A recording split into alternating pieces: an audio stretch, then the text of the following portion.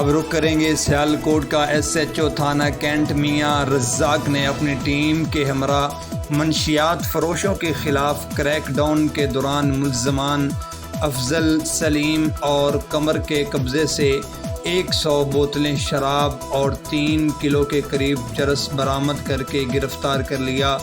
اس پر report کریں گے علی عمران۔ جی بالکل، ڈسٹرکٹ پولیس آفیسر سیالکوٹ کی سربراہی میں تھانہ کینٹ پولیس جرائم پیشہ افراد کے خلاف متحرک ہو گئی۔ تھانہ کینٹ پولیس نے منشیات فروشی جیسے مکروہ دھندا میں ملوث افراد کے گرد گھیرا تنگ کر دیا ہے۔ تھانہ کینٹ کے ایس ایچ او میاں عبدالرزاق نے منشیات فروشوں کے خلاف کارروائی کرتے ہوئے متعدد افراد کو گرفتار کر لیا ہے۔ گرفتار ملزمان کے قبضہ سے 2740 گرام چرس اور 100 بوتل شراب برآمد کر کے ملزمان کے خلاف مقدمہ درج کر